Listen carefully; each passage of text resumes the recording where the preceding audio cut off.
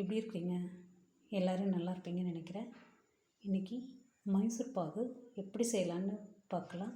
ரொம்ப சுவையான, அதே சமயம் ரொம்ப சாஃப்டாக இருக்கக்கூடிய மைசூர் பாகு ரொம்ப ஈஸியான முறையில் உங்களுக்கு இதில் நான் செஞ்சு காட்ட போகிறேன். கண்டிப்பாக அது பிகினர்ஸ் கூட செய்யலாம். செஞ்சு பார்த்துட்டு எனக்கு எப்படி வந்துச்சுன்னு சொல்லுங்கள். கட்டாயமாக இது ஃபஸ்ட் டைம் பார்க்குற போதே அதே அளவாக நல்லா சாஃப்டாகவே உங்களுக்கும் வரும். அதுக்கு கண்டிப்பாக நான் கேரண்டியே சொல்லுவேன். ஏன்னா நான் அப்படி தான் செஞ்சு பழகினேன். பாருங்கள், இதில் நான் இரும்பு கடாய் வச்சுருக்கிறேன். அதுக்கு 1 கிலோ சர்க்கரைக்கு உண்டான திங்ஸ் எல்லாம் என்ன வேணும்னு சொல்கிறேன். நீங்கள் 1/4 படியோ 1/2 படியோ உங்கள் எது போடுறீங்களோ அந்த லிட்டருக்கு தகுந்த மாதிரி இதையே குறைச்சிக்கோங்க. 1 கிலோ சர்க்கரைக்கு அளவு இது 1/2 லிட்டர், இல்லாட்டி 1/2 படின்னு கூட வச்சுக்கலாம். நீங்கள் எப்படி வேணாலும் அது உங்களோட சௌரியத்துக்கு கணக்கு வச்சுக்கலாம். இப்போ 1 கிலோ வெள்ளை சர்க்கரை, அதுக்கு உண்டான அளவு ஆயிலோ நெய்யோ எது வேணாலும் நீங்கள் இந்த கடலை மாவு என்ன அளவுக்கு போடுறீங்களோ அதே அளவுக்கு எடுத்துக்கணும். ஆனால் சர்க்கரை 1 படி, இது கடலை மாவும் ஆயிலும் அதில் பாதி ஆஃப் கடலை மாவு 1 லிட்ரு, எண்ணெய் 1 லிட்ரு. எண்ணெய் நெய் ரெண்டையும் கலந்தும் வச்சுக்கலாம், வெறும் நெய் கூட வச்சுக்கலாம். முதல்ல கடலை மாவை பச்சை வாசனை போகிற அளவுக்கு வறுத்துக்கணும். அப்போ தான் உங்களுக்கு இந்த மைசூர் பாகு நல்லா கலராகவும் வரும். அதே சமயம் தீஞ்சிடக்கூடாது, தீய வாடை வந்துடும். ரொம்ப கேர்ஃபுல்லாக பண்ணுங்க. இது மட்டும் நல்லா ஒரு 15-20 நிமிஷம் அந்த பச்சை வாடையே இருக்கக்கூடாது. அந்தளவுக்கு ஓரளவுக்கு வறுத்து எடுத்துக்கலாம். ஆனால் அதே சமயம் கலரும் ரொம்ப சேஞ்ச் ஆகாது, ஓரளவு சேஞ்ச் ஆகும். உங்களுக்கு தெரியும், அந்த பச்சை வாடை போயிடும். எடுத்து பார்த்திங்கனாவே தெரியும். நாக்கில் வச்சு பார்த்தா கூட அந்த பச்சை வாடை வந்துச்சுன்னா கொஞ்சம் நேரம் வறுக்கணும்னு தெரிஞ்சுக்கலாம்.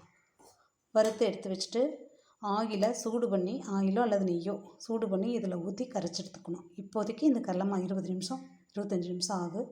சிம்மில் வச்சு வறுக்கணும். உங்களுக்கு கன்ஃபியூஸாக இருந்தால் இந்த டம்ளரில் கூட நீங்கள் அளந்துக்கலாம். பாருங்கள், இது கரெக்டாக 1/4 படி பிடிக்கும். இந்த டம்ளரில்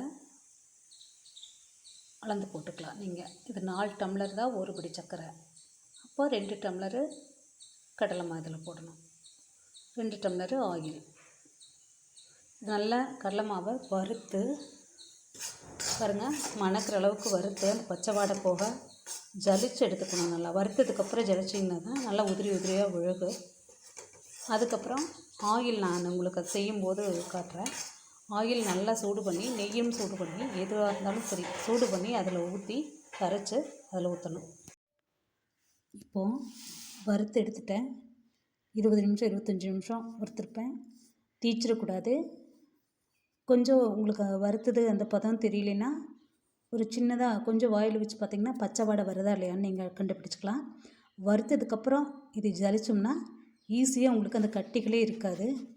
பிகினர்ஸ்க்குமே ஈஸியாக இருக்கும். இல்லைன்னா அந்த கட்டிகள் நிறைய தட்டுப்பட்டுட்டு கரையிறதுக்கு ரொம்ப லேட் ஆகும். மைசூர் பாகுமா புருடாக இருக்கும். ஜலிச்சு எடுத்துகிட்டு நான் உங்களுக்கு எப்படிங்கிறத காட்டுறேன். இப்போது சர்க்கரை அளந்து போட்டுக்கலாம். 1 லிட்டர் சர்க்கரை நான் காட்டுறது 1/2 படி, அதாவது 1/2 கிலோ.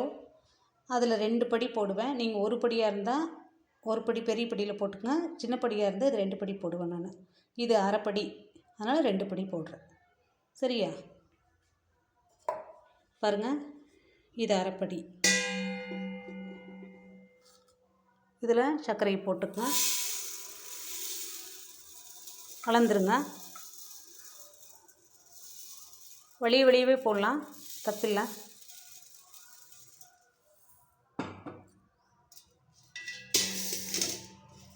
இது 1. சர்க்கரை பாருங்கள், இந்த ஸ்டேஜில் இருக்குது. சிம்மில் தான் வச்சுருக்கிறேன். இப்போ தான் நுரையாக வருது.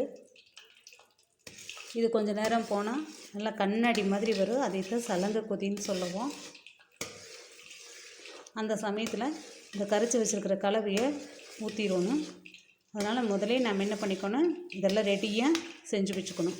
இந்த ஆயில் போட்டுக்கிறோம் இல்லைங்களா, அந்த ஆயில் சூடாக இருக்கிற போதே கடலை மாவு உள்ளே போட்டுடலாம்.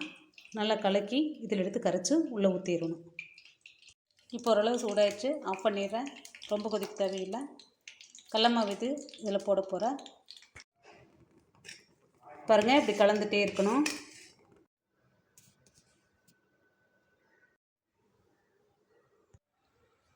ஏற்கனவே நெய் தடவி வச்சுருக்குறோம், அதில் எடுத்து கொட்டிடலாம். பாருங்கள், இப்போ எந்த மாதிரி வந்திருக்குதுன்னு. இந்த கன்சிஸ்டன்சி ஓகே.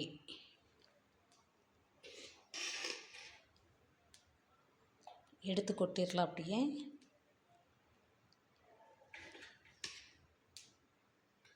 நான் எடுத்து கொட்டிட்டு காமிக்கிறேன். பாருங்கள், இப்போ மைசூர்பாக் எடுத்து கொட்டியாச்சு. தட்டத்துலேருந்து அப்படியே அழகாக லட்டு மாதிரி விழுந்துருச்சு. பார்த்தீங்களா? பாருங்கள் எவ்வளோ நல்லா வந்திருக்குதுன்னு.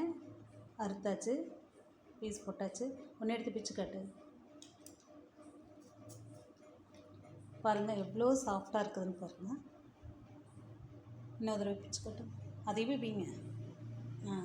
எவ்வளோ சாஃப்டாக இருக்குது பார்த்தீங்களா? சூப்பரான மைசூர்பாக் ரெடி. நீங்களும் செஞ்சு பார்த்துட்டு எனக்கு எப்படி இருக்குதுன்னு கமெண்ட் பாக்ஸில் சொல்லுங்கள். ரொம்ப டேஸ்டான, அதே சமயம் ரொம்ப சாஃப்டான மைசூர்பாக் ரெடி. அடுத்த வீடியோவில் பார்ப்போம். பாய்.